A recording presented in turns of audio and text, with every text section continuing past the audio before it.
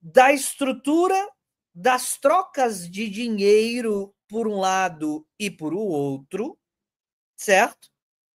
Trocas de dinheiro substanciada no dólar e o dólar com referência ao ouro, tá? O dólar com referência, com conexão com o ouro. Na década de 70, tem uma outra mudança no mundo que vai acender a palha do liberalismo de novo. Não é uma mudança só, são várias mudanças. São várias mudanças. As multinacionais, elas vão se transformar em transnacionais. Tem uma pequena diferença entre uma parada e outra. Você tem uma sede localizada num país que vai estar no ápice da estrutura. Está no ápice da estrutura.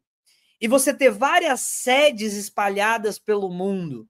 Várias sedes, mais de uma sede, espalhada pelo mundo.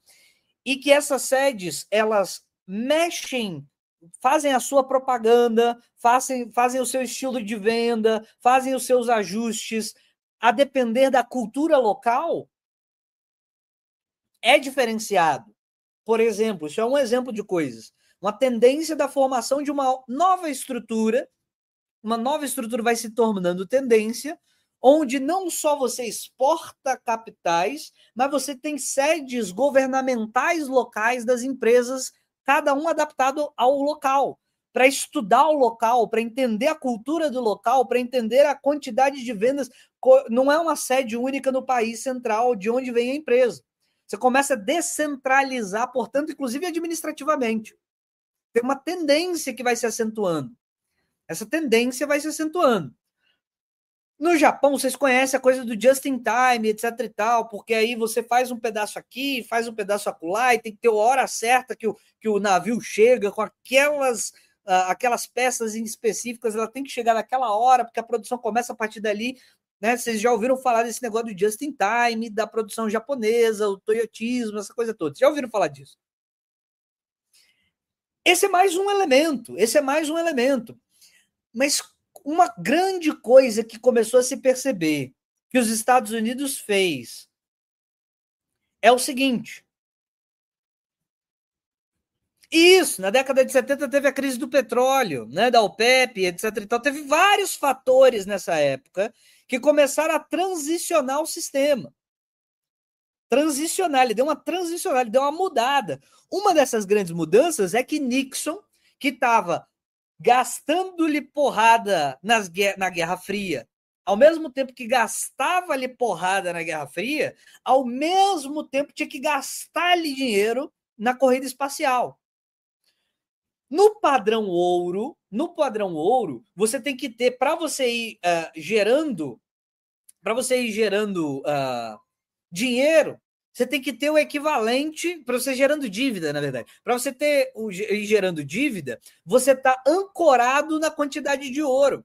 Quando você começa a gerar uma dívida e dá a impressão de que você não terá ouro para pagar, os próprios países que estavam ancorados no sistema americano, eles começam a recolher o ouro deles. Sei lá se os Estados Unidos vai pagar, ele está nessa briga doida com a União Soviética, tanto no gasto militar quanto no gasto da corrida espacial, sei lá se ele vai conseguir pagar.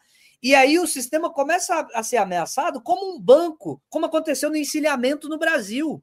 Olha só, se todo mundo acha que o banco não vai conseguir pagar, aí é que todo mundo corre para o banco e aí é que ele não consegue pagar mesmo. Então existia essa ameaça. O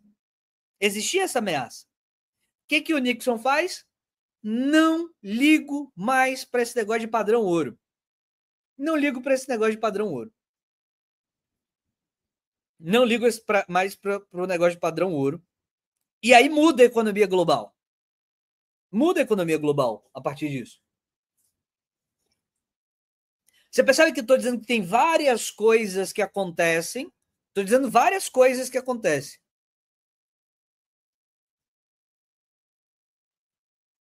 Certo? Várias coisas que acontecem.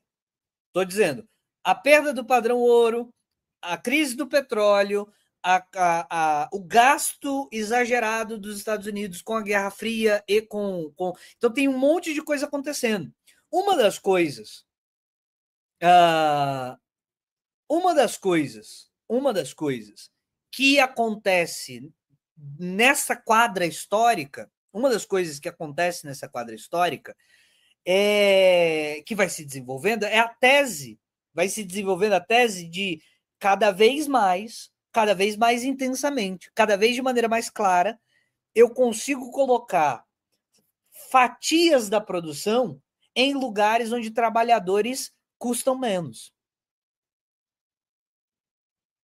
Cada vez mais começa a surgir essa tese. Eu consigo, ou seja, abrir os mercados é eficiente para eu que sou o dono da empresa, que eu vou fazer a produção da roda, do freio, do não sei o quê. Eu não preciso produzir o carro todo nos Estados Unidos, porque se eu produzir o carro todo nos Estados Unidos, se eu produzir o carro inteiro dentro dos Estados Unidos, o meu trabalhador americano custa mais. Eu que sou empresário, quero pagar mais para o trabalhador ou eu quero pagar menos para o trabalhador? Mas tem um plano óbvio, que é o seguinte: os trabalhos mais fáceis de serem feitos, eu quero que esses trabalhos mais fáceis de serem feitos sejam feitos na periferia. O plano não é maldade, gente, não é maldade. Tem uma lógica aqui acontecendo. É o seguinte: vocês não têm empregos de nada no seu país com produção industrial. Eu vou colocar uma indústria no teu país, você não vai ficar feliz? Então eu tenho um plano. Você precisa de indústria. Eu preciso que gastar menos com o meu trabalhador. Então eu vou mandar certas fatias da produção para os países onde aquela produção vai ficar mais barata, porque o trabalhador lá custa mais barato. Você que está recebendo a empresa, você vai ficar feliz, porque você vai ter mais pessoas empregadas. Mesmo que seja mais barato, é melhor as pessoas estarem trabalhando em indústria, em peças básicas, do que tá todo mundo colhendo laranja, certo? Do que todo mundo tá colhendo laranja. Então, à primeira vista, isso parece um acordo de todo mundo ganha, né?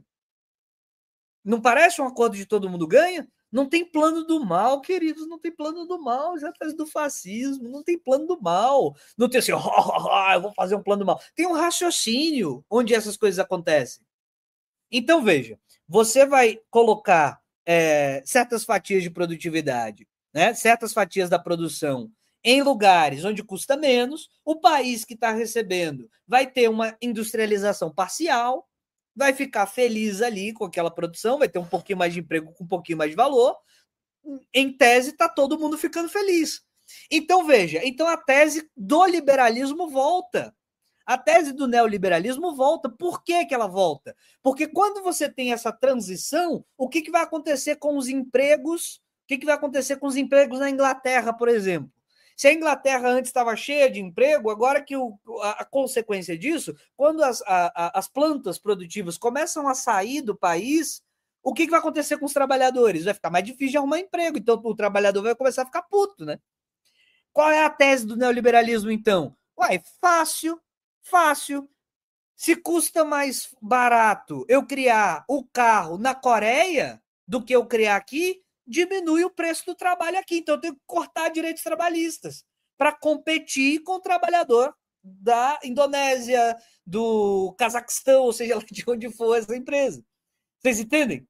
Então a tese do liberalismo é um desdobramento dessas regras novas que eu estou dizendo. Por exemplo,